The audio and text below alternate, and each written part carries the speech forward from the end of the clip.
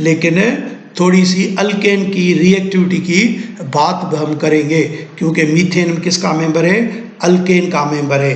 तो अल्केन का पहले आपको मालूम है कि इसका नाम क्या है, पैराफिन। ये पैराफिन नाम किस वजह से है, ये लफ्ज़ एक्चुअली है लैटिन वर्ड है पेरम मीन्स लिटिल, एफिन्स means affinity, little affinity to react. तो अंडर ऑर्डिनरी कंडीशंस, आम टेम्परेचर आम प्रेशर पर अल्केन का कोई भी मेंबर न एसिड के साथ रिएक्शन करता है, न अल्कली यानी कि बेसिस के साथ रिएक्ट करता है, न किसी ऑक्सीडाइजिंग एजेंट जैसा कि पोटेशियम परमैंगनेट है, पोटेशियम डाइक्रोमेट है और कुछ रिड्यूसिंग एजेंट के साथ आम कंडीशन में ये रिएक्शन नहीं करेगा। अलबत्ता सूटेबल कंडीशन में अल्केन रिएक्शन करेगा, और उनके जो मशहूर रिएक्शन है, मैं अल्केन सब की बात कर रहा हूँ, और ये मीथेन भी उसकी प्रॉपर्टी आएगी। होमोलॉगस सीरीज़ में हमने पढ़ा था कि होमोलॉगस सीरीज़ में जितने मेंबर होते हैं उनकी फिज़िकल प्रॉपर्टीज़ में ग्रेजुअली फिज़िकल चेंजेस आती हैं, लेकिन उनकी केमिकल प्रॉपर्टीज़ तकरीबन सेम ही होती हैं। तो इनकी जो केमिकल रिएक्शंस हैं ये सब्स्टिट्यूशन रिएक्शन दिखाते हैं, थर्मल एंड कैटालाइटिक रिएक्शन जिसमें कंबशन रिएक्शन वगैरह भी आ जाएंगे और ऑक्सीडेशन रिएक्शन भी आ जाते हैं। बहरहाल हमें बात करनी है मीथेन की। तो अब बात ये है कि ये अल्केन के मेंबर ये कम रिएक्टिव क्यों है। The unreactivity of alkane under normal condition में be explain on the basis of saturation and non polarity. Carbon जो अल्केन में है sp3 हाइब्रिडाइज होती है, सिग्मा बॉन्ड बनाते हैं, कार्बन की वैलेंसी फुली सेटिस्फाई होती है, सेचुरेटेड हो चुके होते हैं, उनको किसी और एटम लेने की कोई ज़रूरत नहीं होती है, और कार्बन हाइड्रोजन के दरम्यान में जो बॉन्ड होता है वो क्या होता है, नॉन पोलर होता है। In a sigma bond the electrons are very tightly held between the nuclei which make it a very stable bond. तो सिग्मा बॉन्ड स्ट्रांग बॉन्ड बन जाता है। इस वजह से अल्केन के जो मेंबर होते हैं वो अनरिएक्टिव होते हैं, वो इतनी रिएक्टिविटी नहीं दिखाते हैं। अब हम आगे जो स्टडी करेंगे वो हम पढ़ेंगे मीथेन की स्टडी, लेकिन उससे पहले अल्केन के लिए बारे में जैसे कहा कि हेलोजिनेशन रिएक्शन। हेलोजिनेशन रिएक्शंस क्या होते हैं। Alkanes react with chlorine and bromine in the presence of sunlight or ultraviolet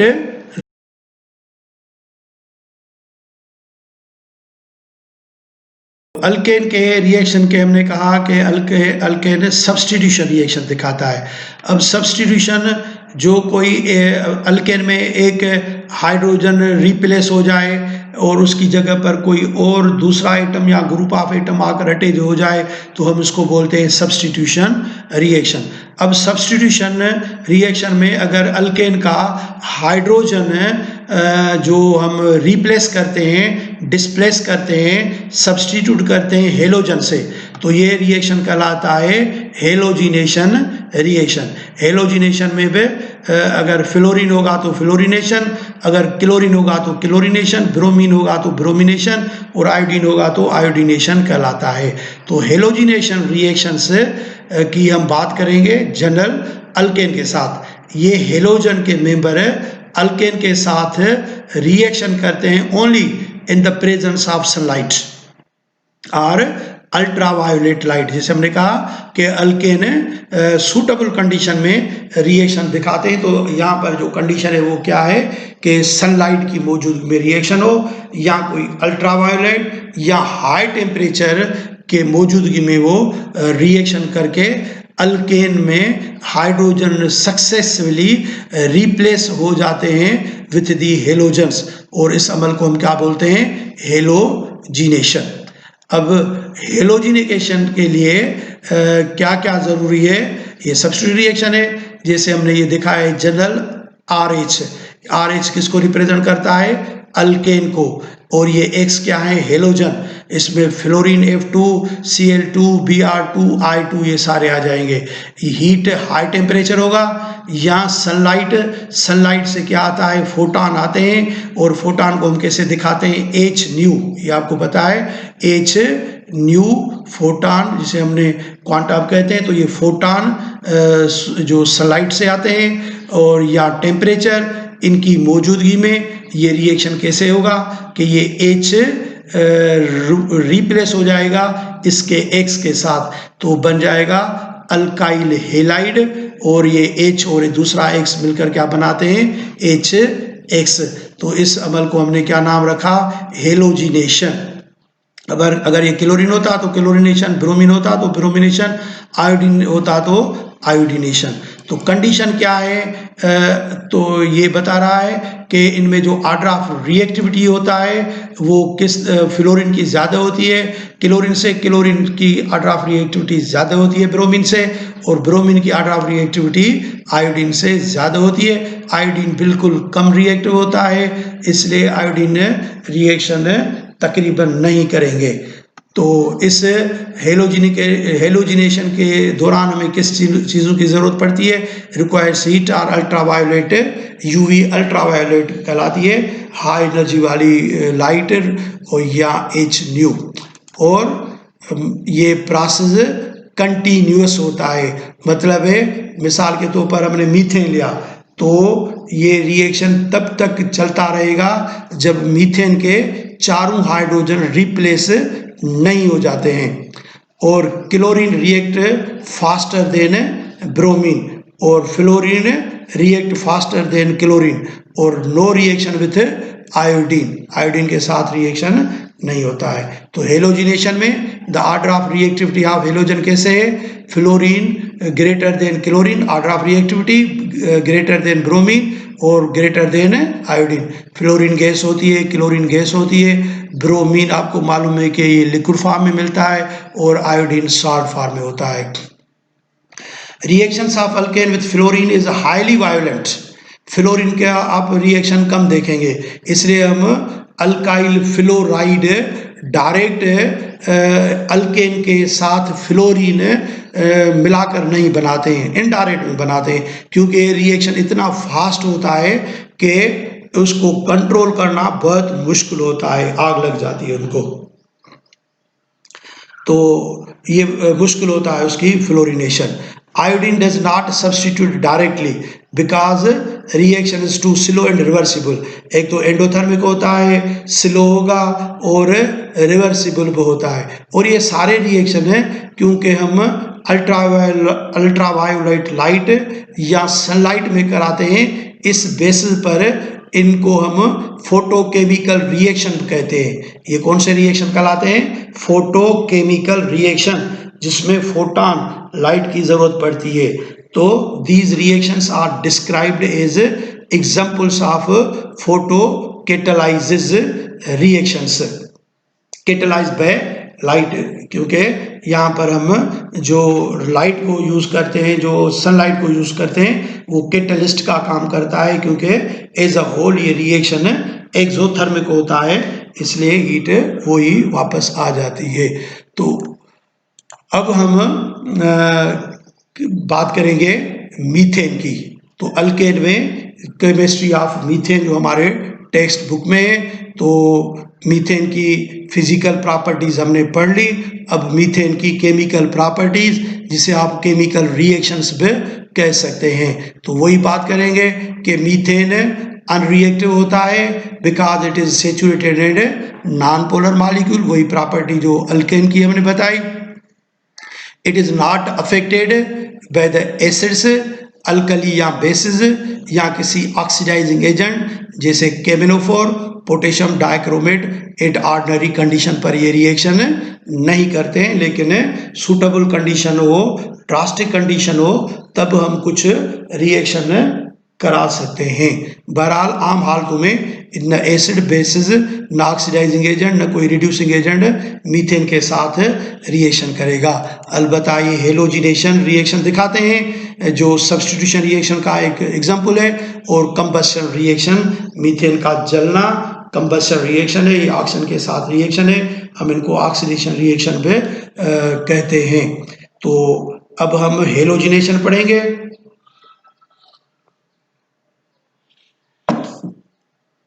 halogenation में हमने क्लोरीनेशन पढ़नी है या ब्रोमिनेशन पढ़नी है। तो नाउ क्लोरीनेशन ऑफ मीथेन।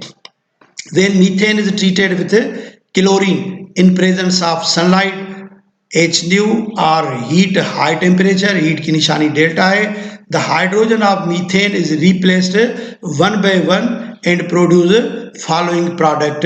अब कैसे होगा ये हम केमिकल रिएक्शन से पढ़ सकते हैं। ये मीथेन है, ये क्लोरीन है, ये एरो पर हम लिखेंगे, एरो के ऊपर लिखना है हमें। H न्यू ये फोटॉन है, ये लाइट है, तो मीथेन में से एक हाइड्रोजन निकल जाएगा, कंपाउंड बनेगा मीथाइल क्लोराइड, जिसका आईयूपीएक नाम था क्लोरोमीथेन, और दूसरी बनेगी HCl।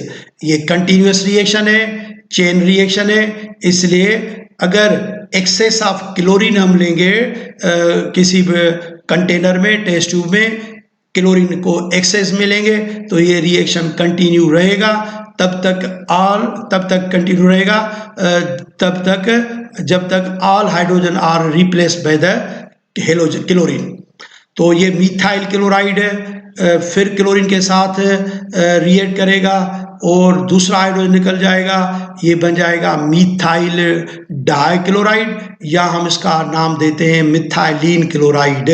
Methylene chloride. अब मिथाइलिन आपको पता है, होमोलॉगस सीरीज में हम पढ़ा था कि एक मेंबर दूसरे मेंबर से जो फर्क रखता है मिथाइलिन CH2, तो दो वैलेंसी खाली है तो उनकी जगह पर दो क्लोरीन लगेंगे, तो डाइक्लोराइड कहने की जरूरत नहीं है, मिथाइलिन बता रहा है कि दो क्लोरीन आएंगे तो नाम कहलाता है मिथाइलिन क्लोराइड। हाँ, अलबत्ता कह सकते हो मिथाइल डाइक्लोराइड, जब मिथाइल कहेंगे तो डाइक्लोराइड कहेंगे।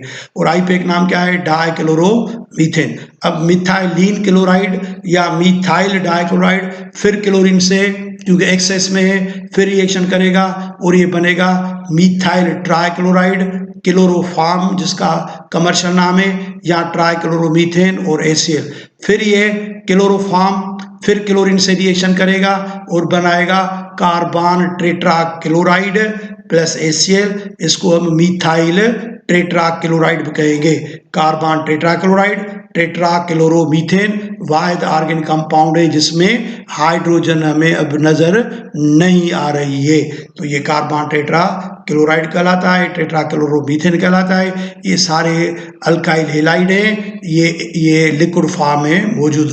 कंबशन रिएक्शन, अल्केन का जनरल मैंने रिएक्शन लिखा है। Burning of an alkane in the presence of oxygen, excess of oxygen is known as combustion. Complete combustion of an alkane yield carbon dioxide and water. ये alkane की general formula है, ये oxygen है, arrow produce कर रहा है carbon dioxide and water vapours, plus heat होगी, plus heat. ये जनरल तरीका है इक्वेशन को बैलेंस करने का। कोई भी मेंबर मिले, methane, ethane, propane, butane, pentane, तो आप इसको इस जनरल फार्मूला के तरीके से आप बैलेंस कर सकते हैं उस कंबशन रिएक्शन को। ये एक ट्रिक है जस्ट लाइक। ऑक्सीजन के कितने एटम आएंगे? 3n+1/2। 3 और n क्या है? n is the number of carbon plus 1। मिसाल के तौर पर अगर ये 2 कार्बन है तो 2 + 3 कितने होंगे? 6, 6 + 1 7, 7/2 ऑक्सीजन होंगे। तो ईथेन 7/2 ऑक्सीजन, और ऑक्सीजन क्या है? ये जो n था वही 2 होगा 2, और ये क्या? ये n मिसाल 2 है प्लस 1 है, ये 3 हो जाएगा, तो वाटर 3। कोई भी आप मिसाल देकर इसको अल्केन को कंबशन ऑक्सीजन से करके आप इस इक्वेशन को बैलेंस कर सकते हैं। मिसाल के एक मरतबा पूछा गया था कि जो पेट्रोल है, जो हमारे पास ऑक्टेन है, ऑक्टेन माना C6H18, तो उसको जलाने के लिए ऑक्सीजन और किस तरीके से बैलेंस करेंगे, इस फार्मूला के तहत आप आसानी से कर सकते हैं। हमें इस अमल के दौरान जो हीट मिलती है उसको हम क्या नाम देते हैं, हीट ऑफ कंबशन कहते हैं। The amount of heat evolved when 1 mole of hydrocarbon is burnt to carbon dioxide and water is called heat of combustion. ये हर अल्केन का मेंबर अपनी अपनी हीट ऑफ कंबशन देता है। और ये याद रखें कि मीथेन और ऑक्सीजन अगर आपस में या कोई भी अल्केन का मेंबर ऑक्सीजन के साथ मिक्सअप हो जाए, ये रिएक्शन स्टार्ट नहीं होता है, क्योंकि इनको एनर्जी ऑफ एक्टिवेशन की ज़रूरत पड़ती है। तो ये रिएक्शन स्टार्ट करने के लिए हमें फ्लेम या स्पार्किंग करानी पड़ती है। सुई गैस लीक होती रहती है, उसको आग नहीं लगती है। जब तक हम माचिस की तीली से उसको नहीं जलाते हैं तो आग नहीं लगती। तो ये स्पार्किंग कराए या फ्लेम की रोशनी में, फिर रिएक्शन होगा, carbon dioxide water plus heat होगी। ये जो हमारे टेक्स्ट बुक के मुताबिक मीथेन जब ऑक्सीजन में कंप्लीटली जलती है, carbon dioxide gas, water vapours, और ये हीट रिलीज होती है। इधर माइनस का मतलब है चेंज इन एंथैल्पी का मतलब है कि हीट ये माइनस रिलीज हो रही है 45.93 किलो जूल पर मोल। अगर एक मोल मीथेन माना 16 ग्राम ऑफ मीथेन ये ऑक्सीजन में जलेंगे तो इतनी हीट निकलेगी। तो 16 ग्राम पर मीथेन के 16 ग्राम एक्सेस ऑफ ऑक्सीजन में जलकर इतनी हीट देता है। तो अगर 1 ग्राम मीथेन जलाया जाए तो कितनी हीट निकलेगी, 2.85 किलो जूल पर ग्राम, 1 ग्राम पर ये निकलेगी। ये पंजाब के टेक्स्ट बुक में ये हीट बताई गई है। बहरहाल हमें अपनी टेक्स्ट बुक के हवाले से ये याद रखनी है। अब अगर हम लिमिटेड क्वांटिटी ऑफ ऑक्सीजन के साथ रिएक्शन कराएं तो इस रिएक्शन को हम ऑक्सीडेशन कहेंगे। Oxidation of methane under different condition give different products. Incomplete oxidation occurs in a limited supply of oxygen or air and result in the formation of carbon monoxide and carbon black। अगर methane को हम limited quantity of oxygen के साथ अमल कराएं तो combustion complete नहीं होगी, carbon dioxide के बजाय कार्बन मोनोऑक्साइड और वाटर वेपर्स और कुछ कार्बन हमें मिलेगा। और इसी तरीके से अगर methane बर्nt in the presence of metallic catalyst जैसे कॉपर है, एट हाई टेम्परेचर 400 और हाई प्रेशर 200 पर, the result in the formation of useful product like methyl alcohol। Methane के यूजेस में लिखा हुआ है कि methane gas can be converted into methyl alcohol. तो ये इस तरीके से हम मीथेन को इसकी कैटालाइटिक ऑक्सीडेशन करके बना सकते हैं मिथाइल अल्कोहल। और फिर ये मिथाइल अल्कोहल की फर्दर ऑक्सीडेशन उन्हीं कंडीशन में होकर क्या प्रोड्यूस करेगा, फॉर्मल्डिहाइड। तो methyl alcohol is oxidise into formaldehyde. Formaldehyde further oxidise होकर किस में तब्दील हो जाती है, फॉर्मिक एसिड में। तो आपसे पूछा जा सकता है कन्वर्शन में कि how will you convert methane into methyl alcohol, how to convert methane into formaldehyde, how to convert methane into formic acid आप कर सकते हैं। और ये है पार्शल ऑक्सीडेशन कि मीथेन को लिमिटेड क्वांटिटी ऑफ ऑक्सीजन में स्ट्रांगली हीट किया जाए तो कार्बन मोनोऑक्साइड, हाइड्रोजन गैस और दिस इज द इथाइन बनेगी। और अगर हम मीथेन को स्टीम, ये H2O स्टीम है क्योंकि एट हाई टेम्परेचर पर निकल की मौजूदगी में, तो बनती है water gas. What is water gas, it is a mixture of carbon monoxide and hydrogen. और इसी तरीके से अगर हम मीथेन को ऑक्सीजन के गैर मौजूदगी में स्ट्रांगली हीट करें तो उसकी थर्मल डिकम्पोजिशन होगी और बनेगी हमें मिलेगी carbon black and hydrogen gas. वो थर्मल डिकम्पोजिशन या क्रैकिंग हम इसको कहते हैं। एक ये भी रिएक्शन है nitration. It is a substitution reaction of methane in which hydrogen atom of in methane is replaced by nitro group. Alkane undergo vapour phase nitration under drastic condition, means at a high temperature 400 to 500 to give nitro alkane. तो ये general alkane का reaction है, हम methane से कर रहे हैं। Methane nitric acid से 450 डिग्री सेंटीग्रेड पर हीट करेंगे तो एक हाइड्रोजन रिप्लेस हो जाएगी नाइट्रो ग्रुप से, तो क्या बनेगा नाइट्रो मीथेन, और ये वाटर, ये भी सब्स्टिट्यूशन रिएक्शन का एक किस्म है। और थर्मल का जो डिकम्पोजिशन मैंने आपको बताई, वैसे ये हाइड्रोजन के चैप्टर में लिखा हुआ है, मैं इधर लिखना उसको भूल गया हूँ।